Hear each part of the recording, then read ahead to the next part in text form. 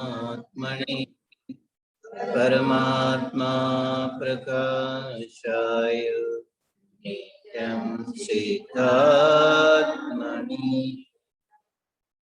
बोलिए अनंतानंत सिद्ध परमेश्वर भगवान की।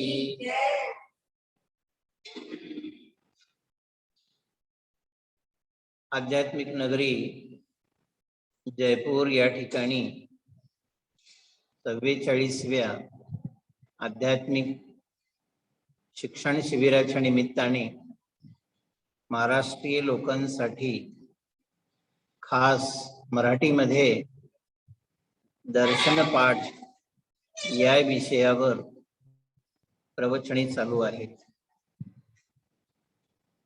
या ठिकाणी आज आतापर्यंत आपण 6 श्लोकांची चर्चा केली आणि 7वं, 8वं, 9वं आणि 10वं या श्लोकावर आज आपण चर्चा करणार आहोत। काल सांगितलेलं आहे, हा जरी दर्शन पाठ या नावाने प्रसिद्ध असला तरीही दर्शन महिमा पाठ आहे की भगवंतांची दर्शन केल्यानंतर काय फळ प्राप्त होते याविषयी चर्चा आपली चालू आहे। काल आपण पाहिलं होतं 6वा नंबरचा श्लोक होता, जीवादितत्व प्रतिपादकाय सम्यक् त्वमोक्षाष्टगुणाश्रयाय प्रशांत रूपाय दिगंबराय देवादिदेवाय नमो जिनाय। जीवादितत्व प्रतिपादकाय काल आपण पाहिलेले भगवंतांच्या वाणीतून जीवादी 7 तत्वांचं प्रतिपादन आलेलं आहे आणि 7 तत्वांचे आपण मुख्य 2 भेद करत होतो आणि काल तुम्हाला सांगितलेलं आहे यामध्ये प्रमुख म्हणजे 7 तत्वापैकी 2 तत्व आहेत, एक जीव तत्व आणि एक अजीव तत्व। आणि या प्रत्येक 7 तत्वांना अजीव तत्वामध्ये जेव्हा आपण डिवाइड करतो तेव्हा जीव जीव जीव अजीव जीवाश्रव जीववंद जीव संवर जीव निर्जरा जीव मोक्ष अशा प्रकारचे 7 तत्व जीवामध्ये डिवाइड होतात आणि 7 तत्वांनाच अजीवामध्ये जेव्हा आपण डिवाइड करतो तेव्हा त्यामध्ये सुद्धा तशाच प्रकारचं डिवायडेशन होते। दुसऱ्या प्रकारे जर पाहिलं आपण तर 2 प्रकारे आपण मानत असतो, एक द्रव्यजीव आणि एक भावजीव। आता हे द्रव्यजीव म्हणजे काय की जो एक शुद्ध चैतन्य स्वरूप असलेला जो जीव आहे, ज्याला 6 द्रव्यामध्ये जीव द्रव्य असं म्हटलेलं आहे, त्याला आचार्यांनी या ठिकाणी जीव द्रव्य असं म्हटलेलं आहे। आणि अजीव द्रव्य कशाला म्हणायचं की अजीव द्रव्य त्याला म्हणतात की ज्या ठिकाणी जीव हा जीव स्वरूपाला न जाणता औद्गलादी रागद्वेषादी परिणामामध्ये एकत्व करतो। समयसाराच्या भाषेत जर म्हटलं तर जो जीव परसमयी आहे त्या जीवाला या ठिकाणी काय म्हटलेले आहे, अजीव जीव म्हटलेला आहे। तो अजीव आहे, जीव नाहीये। आणि भावजीव कशाला म्हणायचं की भावजीव तो आहे की ज्या जीवाला स्वसमयाचं ज्ञान आहे की मी जीव आहे, हे ज्ञान ज्या जीवाला होते तेव्हापासून तो जीव जीव रूपानं परिणमित होत असतो। ज्याला आपल्या अंतःकरणामध्ये ज्ञान, दर्शन, सुख, वीर्य आदी सर्व गुणांचं भान होते, त्याला काय म्हटलेलं आहे, जीव द्रव्य म्हटलेलं आहे। त्याप्रमाणे आता विस्तार करत गेला. काल तुम्हाला सांगितलं एकेका तत्वावर याचं प्रवचन आपण जर करत गेलो तर एक घंटा लागणार. फक्त एवढंच समजायचं आहे, जे कर्मरूपाणं आहे, पौद्गलिक आहे, त्याला म्हणायचं द्रव्य, आणि जीवाचे जे परिणाम आहेत त्याला म्हणायचं भाव. पुन्हा एखाद्या वेळेस कधीतरी चान्स मिळाल्यानंतर यावर विशेष आपण चर्चा करूया. फक्त या ठिकाणी PDF टाकलेले आहे, त्यानुसार फक्त आपण अध्ययन करा. जीव द्रव्य, द्रव्य अजीव, द्रव्य आश्रम, द्रव्य बंध, द्रव्य संवर, द्रव्य निर्जरा, द्रव्य मोक्ष. इथं द्रव्य बांध झालेलं आहे, तिथं फक्त बंध पाहिजे. प्रिंट मिस्टेक आहे. इकडं भाव मध्ये भाव जीव, द्रव्य अगोदर न लावता नंतर लावायला पाहिजे, भाव पण नंतर लावायला पाहिजे. जीव भाव, अजीव भाव, आश्रव भाव, बंध भाव, संवर भाव, निर्जरा भाव आणि मोक्ष. ठीक आहे. त्याप्रमाणे सम्यक्त्वादी 8 गुणांनी सहित आहे. ही दुसरी ओळ आहे आपली. सम्यक मुख्य अष्टगुणाश्रयाय, 8 गुणांच्या आश्रयाने राहणारे. आता 8 गुण कोणते घ्यायचे? जर सिद्ध परमेष्ठींना आपण नमस्कार करत असेल तर अनंत दर्शन, अनंत ज्ञान, अनंत सुख, अनंत वीर्य आदी 8 गुण घ्यायचे.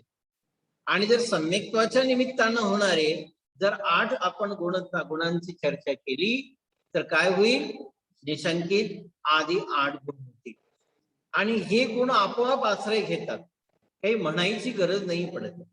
आणि ज्या जीवाच्या अंतःकरणामध्ये मिथ्यात्वाचा सद्भाव असतो, ज्या जीवामध्ये मिथ्यात्वाचा सद्भाव असतो, त्यामध्ये मग शंकित आदी 8 दोष असतात.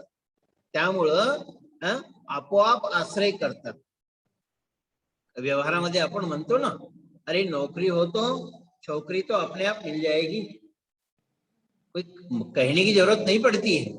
त्याप्रमाणे सम्यक्त्व असेल तर 8 गुण तर आपोआपच प्रगट होतील, त्याला प्रगट व्हा म्हणायची गरज नाही भासत आहे. तर या ठिकाणी भगवंताची भक्ती केल्यानंतर सम्यक्त्वादी 8 गुण प्रकट होतात. पुन्हा कसं आहे? प्रशांत रूपाय दिगंबराय, प्रशांत रूप आहे, शांत आहे, परम शांत आहे. त्यानंतर दिगंबराय, नग्न दिगंबर स्वरूप आहे. आणि पुन्हा कसं आहे? देवादिदेवाय नमो जिनाय, आणि जो देवों के देव है. संसारामध्ये आपण देव कोणाला म्हणतो? की वर राहणारे स्वधर्म आधी देव आहेत, यांना आपण काय म्हणतो? देव म्हणतो. पण या देवाचे सुद्धा देव आहेत. असे कोण आहेत? तर ते श्री अनंत परमेष्ठी आणि सिद्ध परमेष्ठी आहे. अशा त्यांना माझा नमस्कार असो. अनेक भक्तांबरामध्ये सुद्धा देवादिदेव म्हणून नमस्कार सुद्धा केलेला आहे. प्रसंगानुसार आपण त्याची पण चर्चा करूया. याप्रमाणे हा 6वा श्लोक झालेला आहे. काल आपण या 6व्या श्लोकाविषयी मराठीमध्ये सुद्धा दोहे आलेले आहेत, त्यांचा सुद्धा पाठ केला होता. सम्यक्त्वादिक 8 गुणांचा मुख्याश्रय आहे, जे तत्वादिक तत्व निरूपण करिते निर्मोहे. शांत रूप धर परम दिगंबर अशा जिनेंद्रास, प्रणाम माझा देव देव तो देवो सौख्यास. या ठिकाणी कवींनी भगवंतांच्या नमस्कार पूर्वक खऱ्या सुखाची प्राप्ती हो अशा प्रकारची भावना सुद्धा केलेली आहे. तर या ठिकाणी आपला हा 6वा श्लोक याच ठिकाणी आपण परिपूर्ण करूया आणि पुढे जाऊया. 7वा श्लोक आहे, खूप सुंदर श्लोक आहे. चिदानंदे करूपाय जिनाय परमात्मने, परमात्मा प्रकाशाय नित्यं सिद्धात्मने नमः. चिद या शब्दामध्ये 3 अक्षर. चित प्लस आनंद प्लस एक प्लस रूपाय. कसा आहे भगवान आत्मा? चित आहे. अरे हे चैतन्याचं लक्षण आहे. म्हणून आपल्या व्यवहारामध्ये आपण 3 शब्दाचा वापर करतो. नंबर 1 चैतन्य, चिन्मय आणि चिदानंद किंवा चित स्वरूप. हे कशाला म्हणायचं आहे? चैतन्य म्हणजे काय? मुडदूस असेल त्याला चैतन्य म्हणतात का?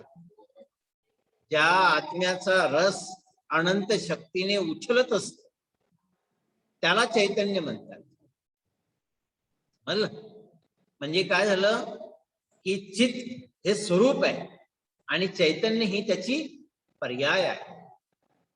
जो द्रव्य रूपानं स्वयं द्रव्य रूप परिणमन करतो, जे द्रव्य स्वयं द्रव्य रूपानं परिणमन करतो त्याला काय म्हटलेलं या ठिकाणी?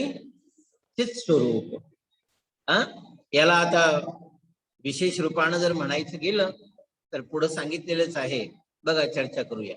चित आनंद, जो आत्मा चैतन्य स्वरूप आहे, पुन्हा आनंद स्वरूप आहे आणि एक रूप आहे. एकोहम शाश्वतो, मी एक आहे, शाश्वत आहे आणि चैतन्य स्वरूप. समय सरादी ग्रंथामध्ये सुद्धा म्हटलेलं आहे, अहम एको खलु शुद्धो. एको म्हटलेलं आहे. अहम एको खलु आणि शुद्ध. अहम मी या शब्दामध्येच आय शब्द आहे.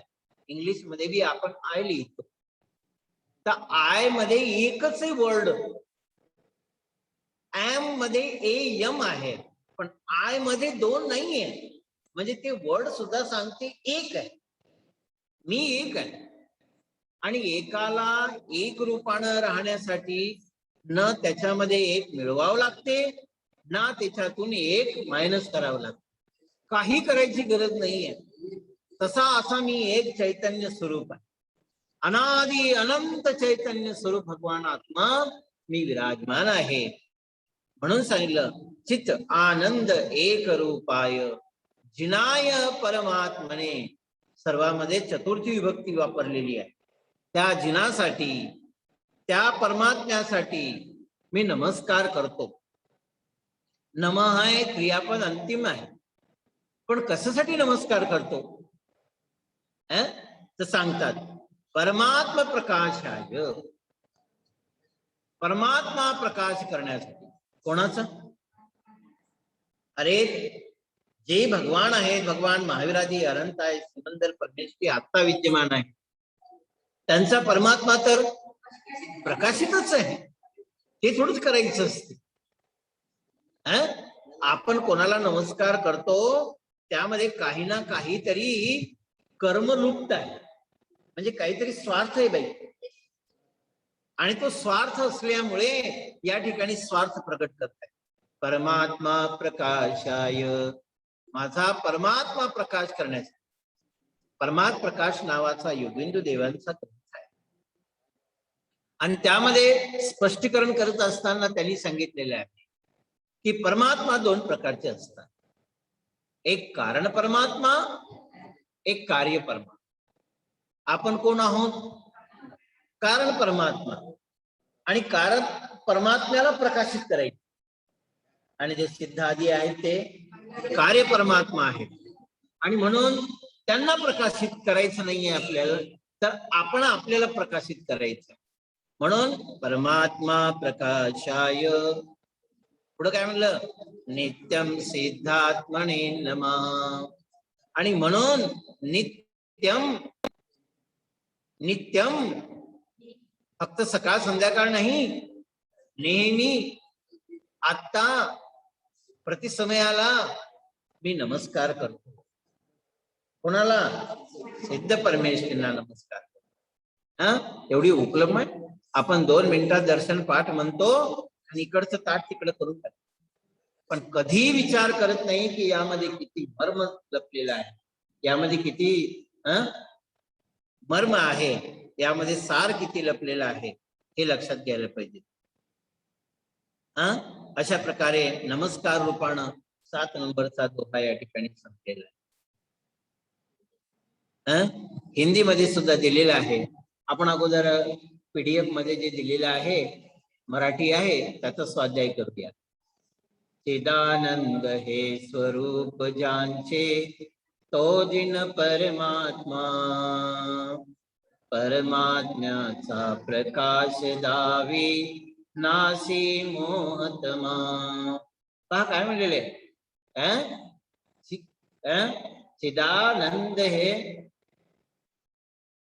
चिदानंद हे स्वरूप ज्यांचे चित आनंद. आता काय म्हणा, जो परमात्मा चैतन्याचाच आनंद घेतो असा तो जिन परमात्मा आणि परमात्म्याचा प्रकाश दावी. पहा, जो परमात्म्याचा प्रकाश दाखवतो ते परमात्मा आहे आणि माझ्या परमात्म्याला प्रकाश दाखवितो.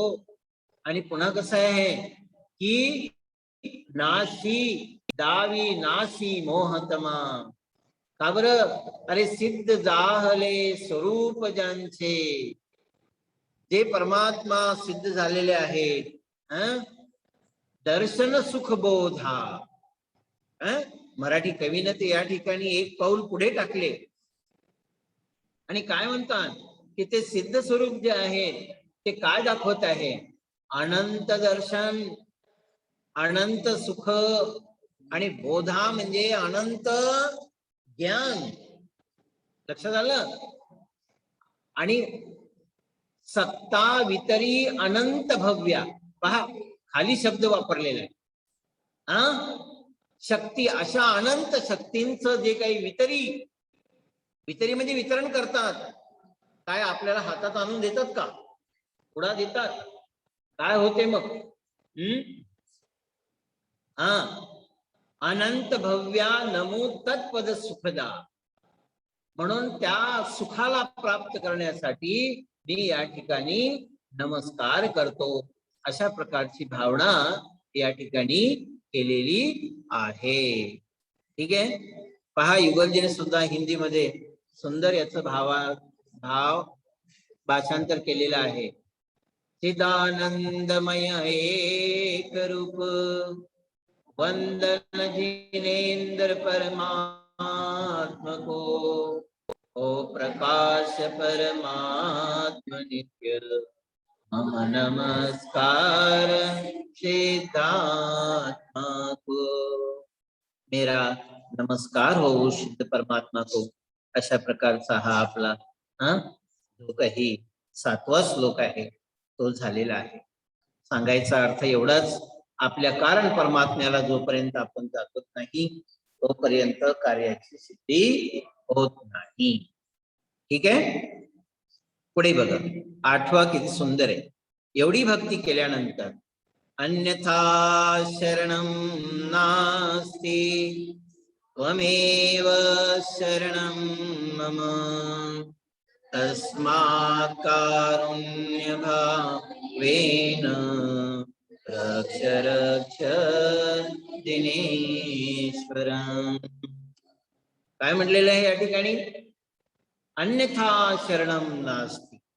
देवावरची एवढी पक्की श्रद्धा झाली की तो म्हणतो, डोकं ठेवतो, अन्यथा शरणं नास्ति. हे देवा, तुझ्या शिवाय मला कोणी शरण नाही. परंतु मंगलताई हुशार झाले लोक, ज्या ज्या देवाजवळ जाते आणि त्या त्या देवाजवळ जाऊन हेच म्हणते. काय, कोणी क्षेत्रपाळ पद्मावती जवळ जातात आणि तिथं पण म्हणतात काय, अन्यथा शरणं नास्ति. गणपती जवळ गेलं तर अन्यथा शरणं नास्ति. कारण हा श्लोक तिकडे पण आहे. खरं काय आहे ते कळत नाही आणि श्रोता म्हणतो मी खोटं काही बोलत नाही, पण खरं कधी सांगत नाही. काय सांगावं? फार विचित्रता दिसून येते आपल्याला. काय बघ, अन्यथा शरणं नास्ति. त्वमेव शरणं मम. तुम्हीच मला शरण आहात, अन्य मला कोणीही शरण नाहीच. तस्मात म्हणजे म्हणून, तस्मात त्यासाठी, कारुण्य भावेन अत्यंत करुणाभावाने काय कर, रक्ष रक्ष दिनेश्वरम. हे प्रभू, अत्यंत तू करुणाभावानं तू माझं रक्षण कर. पण खरोखर भगवान रक्षण करतात का? रक्षण करत नाही तरी पण करतात. अकर्ता में करता पण आहे. हा अनेकांत आहे आपला जैन धर्माचा. ज्याला समजलं त्याचं कल्याण झालं. काय? ज्याला समजलं त्याचं कल्याण झालं, आणि ज्याला समजलं नाही तो एकांतवादी घेऊन मिथ्या दृष्टी बनवून राहतो. म्हणून या स्वरूपाला समजणं हे अत्यंत आवश्यक आहे. खरोखर कशी श्रद्धा पाहिजे बे आपली. आपल्या सगळ्यांना माहित असेल, रेवती राणी तिची किती श्रद्धा होती. अटल मथुरेची राणी होती. आणि मोठी गोष्ट काही मी सांगत बसणार नाहीये, कारण एवढा वेळ नाहीये आपल्याला. पण एवढं माहित असेल तुम्हाला की तिची परीक्षा करण्यासाठी अनेक लोकांनी, देवांनी सुद्धा अनेक साधनं निर्माण केली. शेवटी ती कुठेही शरण आली नाही, तर अंतगत्वा एक समोशरण त्या ठिकाणी तयार केली. आणि समोशरण तयार करून त्याने दिव्यध्वनी पण खेळायला लागले. म्हणलं, सगळे लोक त्या समोशरणात दिव्यध्वनी ऐकायला गेले. तिचा जो पती राजा होता तो राजा म्हणाला, अगं चाल, आता तरी भगवंताचं साक्षात समोशरण आलेलं आहे. परंतु ती रेवती राणी पंचम काळात होऊन गेली होती, आणि तिला ही अटळ श्रद्धा होती की चतुर्थ काळातच तीर्थंकर होत असतात, पंचम काळात कोणी तीर्थंकर होत नाही. आणि ते 24च होतात, आणि 24वे तीर्थंकर आमचे भगवान महावीर होऊन गेलेले आहे. त्यामुळं आता कोणी तीर्थंकर होऊ शकत. हा, याला म्हणतात अटळ श्रद्धा. आपल्यासारखे काय झाले असते, चला ना पाहू, नमस्कार नाही करणार. बरं, तुमची तुमची तुमची काय तुमची, हा नाही नाही तुमची आज्ञा. नवऱ्याची आज्ञा कशी मोडाली? चला. ती म्हणे तुम्ही नवरे गिवरे इथं काही नाही, ती जाग्यावर जे आहे ते. मी येणार नाही म्हणजे नाही. आणि ती गेली नाही. आणि म्हणून त्या रेवती राणीचं कथन आपल्या जिनवाणीमध्ये येते. आपलं येते का कथन? नाही येत. एवढी अटल श्रद्धा आपल्यामध्ये असली पाहिजे, हे नेहमी लक्षात घ्या. आणि म्हणून जिनेंद्र प्रभू सारखं दुसरं कोणी नाही पुढच्या श्लोकामध्ये सांगितलेलं. हा, त्या रेवती राणीच्या अंतःकरणामध्ये अशा प्रकारचं भाव असतात. आपल्यासारख्याचे काय आहे, डालम डोल आहे. थोडीशी आपली प्रशंसा केली की आपण डोलून जातो. हिंदीमध्ये सुद्धा किती सुंदर केलेलं आहे. तुलाच आलो शरण दिनामी, अन्य नसे त्राता. दर्या भाव मजला दिना, रक्षिणित आता. तुलाच आलो शरण दिना. हे प्रभू, मी तुला आता शरण आलो आहे. मी अन्य नसे त्राता. त्राता म्हणजे आता मला कोणी सुद्धा शरण नाही आहे. मी शपथ घेऊन मनवचन काय पूर्वक शुद्धीपूर्वक सांगतो. अरे मंगलाताई, खूप असं सांगावंसं वाटते. संसारामध्ये जेव्हा आपण लग्न वगैरे करतो, तर मुलांनी त्या मुलीला कधीही पाहिलेलं नसते. पण एकदा पाहिलं की तो त्याच्यावर किती शंका असते काही असते का? मजाक करण्यासाठी मामानं वगैरे जर सांगितलं की तुझं आता लग्न त्या पोरीबरोबर होणार नाही, तर तो लगेच म्हणतो, मामा मी करीन तर तिच्या बरोबर लग्न करील, नाही तर मरून जाईल. काय श्रद्धा ठेवतो, काय शरण देतो तो. आणि या ठिकाणी जन्मभर वितराग देवाची उपासना करतो, पण तरी सुद्धा तो त्याच्या शरण डगमगतो. अरे काही फायदा अन्य नसे त्राता दया आर्त भावे. पहा, दयेनं आर्तने हृदय भिजून करुणेच्या भावेनं मजला दीना, मजला आणि मला मी कसा आहे, दीन आहे, संसारामध्ये मी फिरत आहे म्हणून मी दीन आहे, दुबळा आहे.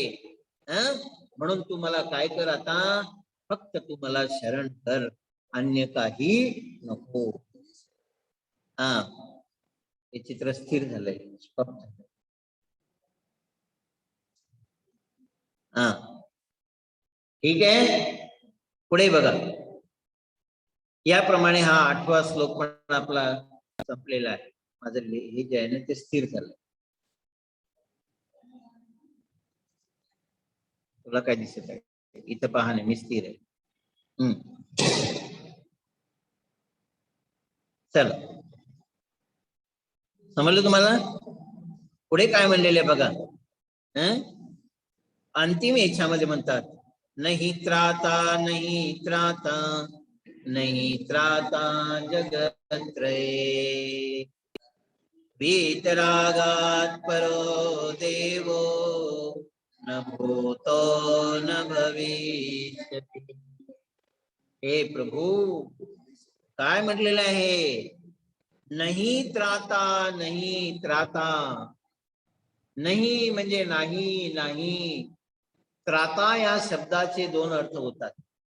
एक शरण पण होते आणि तारणहारा. हे प्रभू, तुझ्याशिवाय दुसरा कोणी तारणहार नाही. तरी का नाहीये बरं?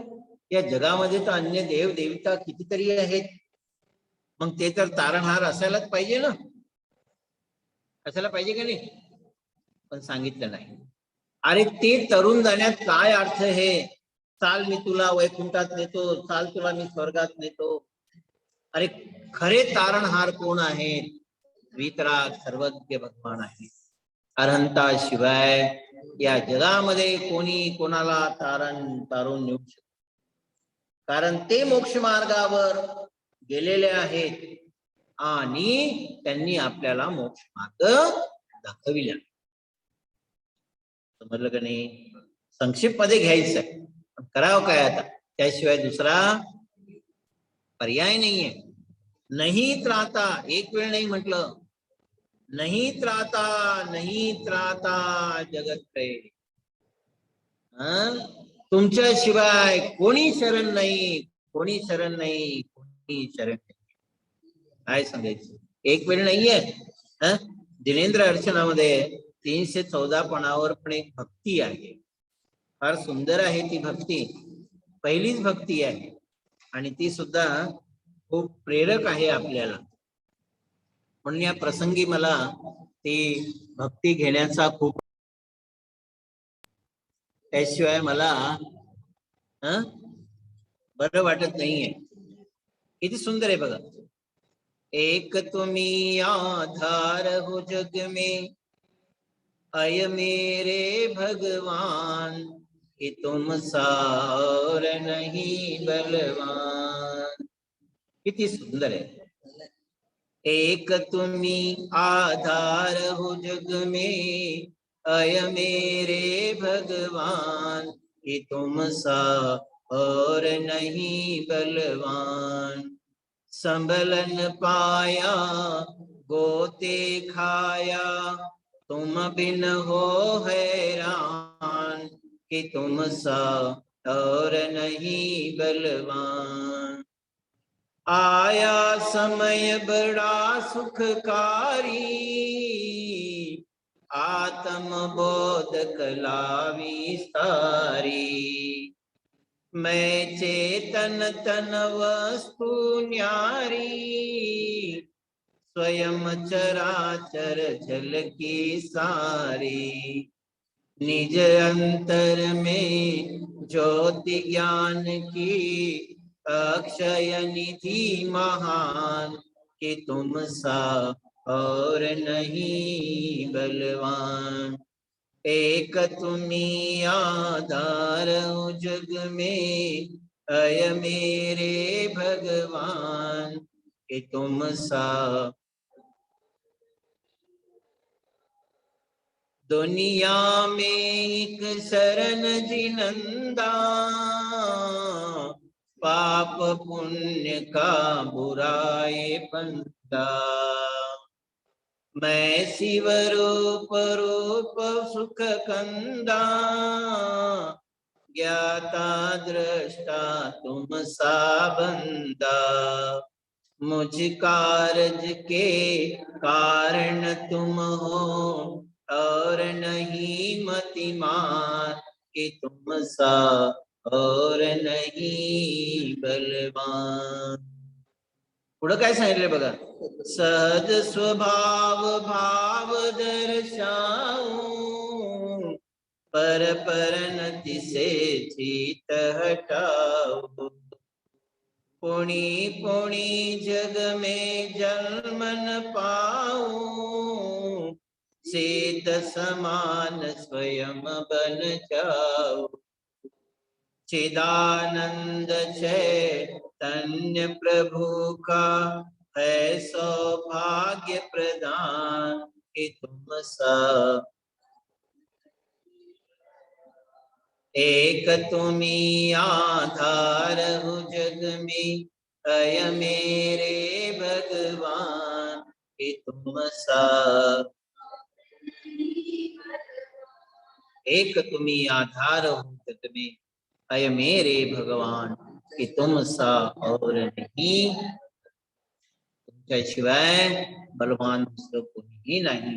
हे प्रभू, अशा प्रकारची भक्ती भक्त आपल्या अंतःकरणात घेऊन भगवंतांच्या दरबारामध्ये येत असते। पुढं काय म्हणलेलं आहे, काय कोणते देव आहात तुम्ही?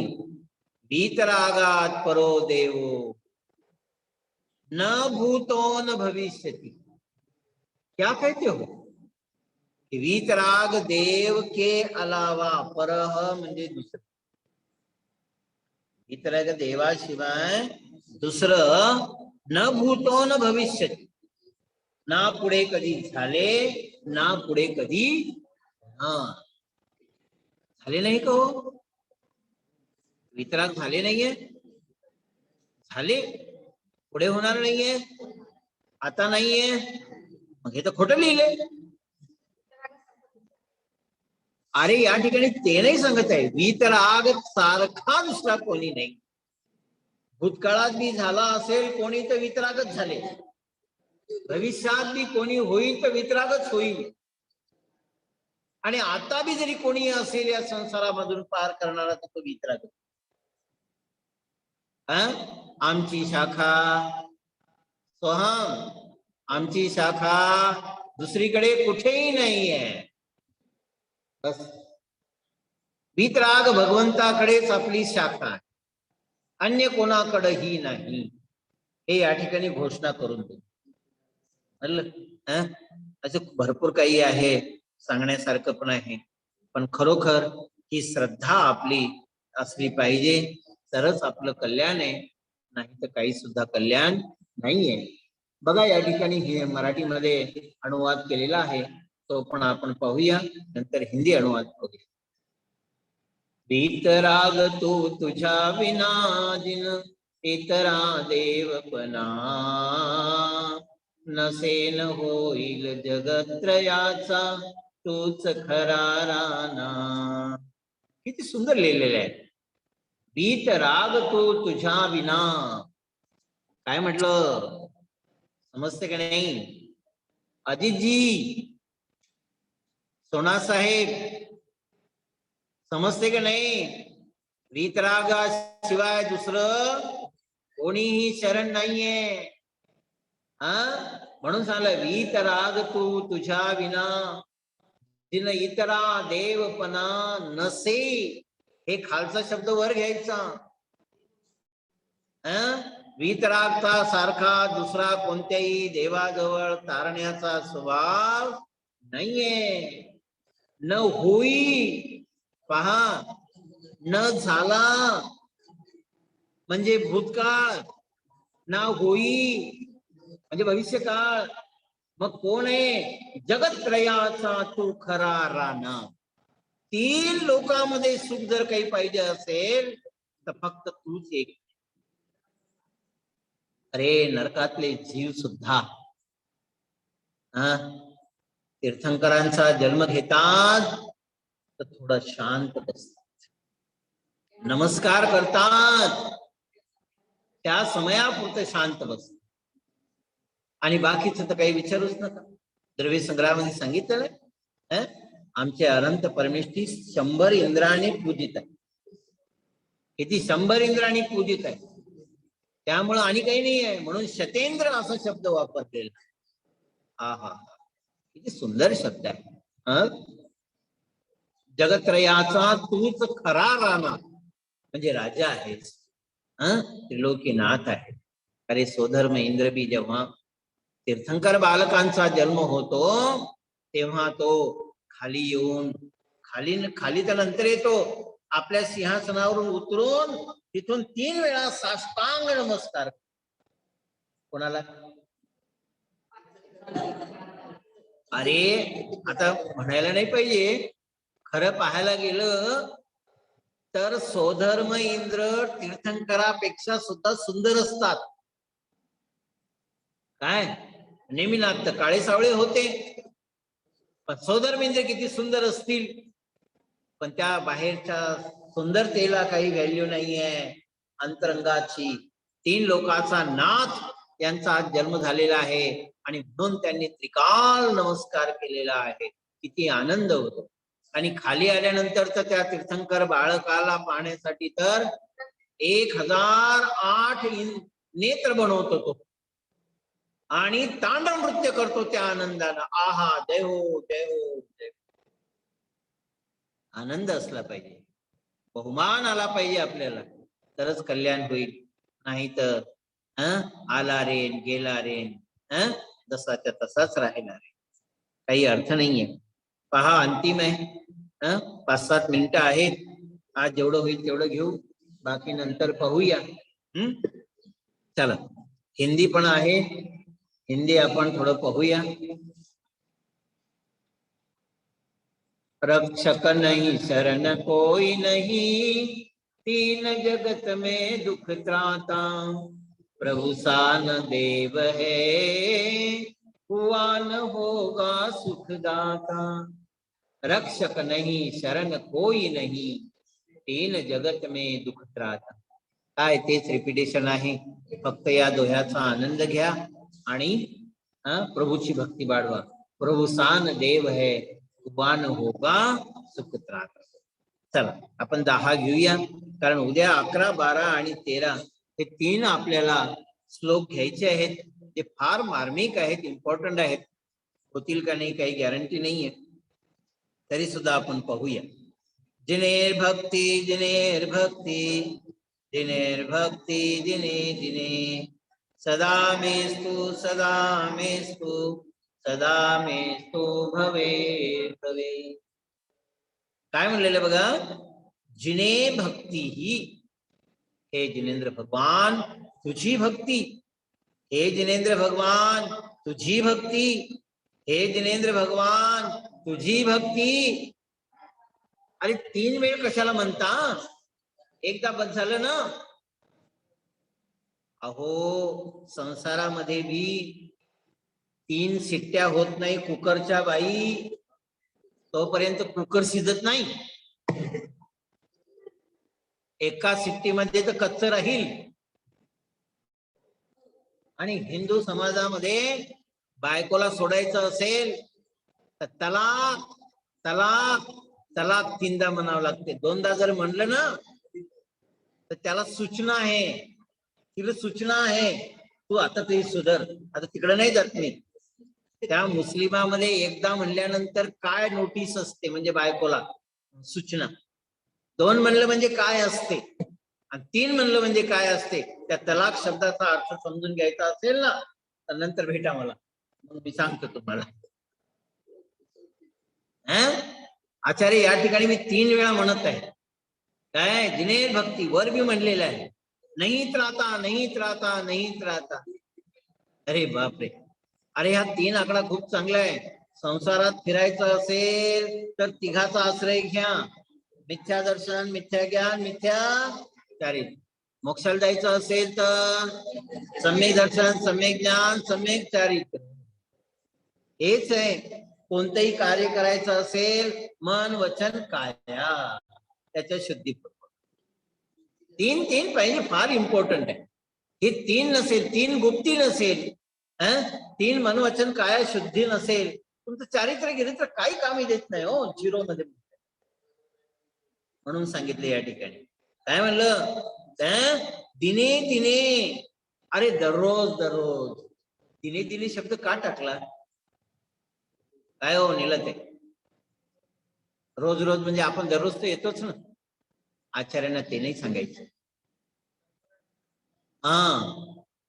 वासना आजपर्यंत आपली गेली नाही मिथ्यात्वाची. संसाराची वासना आता पण आपल्यामध्ये विद्यमान. विषय कशाची, तुम्हाला तर सांगितलं एवढे म्हणजे आपल्यामध्ये असे काही संस्कार झालेले आहेत. विकलेलं घर आहे 10 वर्षापूर्वी, तरी तो म्हणतो हे माझं घर आहे. एवढी श्रद्धा झालेली आहे.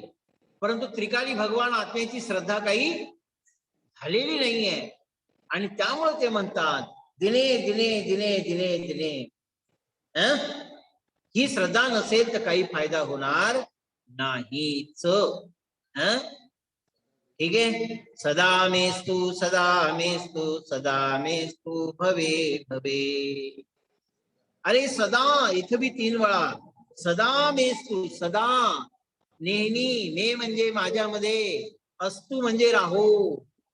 हीच भक्ती माझ्यात राहो, हीच भक्ती माझ्यात राहो. कुठे याद भवात नाही, भवे भवे. किती भवात, 7-8 भव. अरे जोपर्यंत मी मोक्षाला जात नाही, जब तक न मुक्ती हो बस खतम, तोपर्यंत. बाकी काही तुमच्या चरणी मला यायचं असं नाहीये. पण जोपर्यंत मुक्ती होत नाही तोपर्यंत सोडायचं. एक गोष्ट फार सुंदर आहे बघा. आईचं बोट धरून यात्रेमध्ये मुलगा जोपर्यंत चालतो तोपर्यंत त्या यात्रेचा आनंद साजरा केला जातात. आई पण आनंद घेते आणि पोरगा पण आनंद घेतो. पण मुलानं आईचं बोट सोडलं रे सोडलं की तीच यात्रा कशी वाटते, दुःखकारक वाटते, भयकारक वाटते, डरावणी वाटते. त्याप्रमाणे ज्यांनी ज्यांनी जिनेंद्र भगवंतांचं दर्शन किंवा श्रद्धा ठेवली नाही त्याचं जीवन निरर्थक आहे, हे आपण समजायला पाहिजे. कुंद शतकामध्ये एक गोष्ट सांगितलेली आहे. काय, जैसे दोरा सहित सुई नाही होती. जंगलामध्ये काय कुठेही पडली तर चालेल, पण त्याला दोरा पाहिजे. तसा आपण या संसारात कुठे जरी फिरलो तरी चालेल, पण भगवंताची श्रद्धा अटल पाहिजे. याप्रमाणे या श्लोकाचा इथपर्यंत मी सामान्य अर्थ घेतो. उद्या हा पुन्हा अर्थ आपण घेऊया आणि पुढे जाऊया. आता आपला वेळ संपलेला आहे. या ठिकाणी फक्त मराठीमध्ये मी एकदा वाचून घेतो. तुझ्याच ठाई राहो माझी भक्ती प्रति दिवसी, जन्मो जन्मी ती दृढ हो तूच खरा स्ववशी. वा, तूच खरा स्ववशी. आता स्ववशी म्हणजे काय याची चर्चा आपण उद्या करूया. आता जन्मानी स्थिती होईल आणि या ठिकाणी प्रवचन ना. समूळ नष्ट करिता सम्यक उत्पादिते, कर्मासी मिथ्यात्व नास्ते, कर्माचे फलवन चारित्र विरची निर्मळ आणि मोह हरुनी ती वाढवो मंगल. बोलो जिनवानी माता की जय हो. 3 वेळा नमोकार मंत्राचं पाठ करा.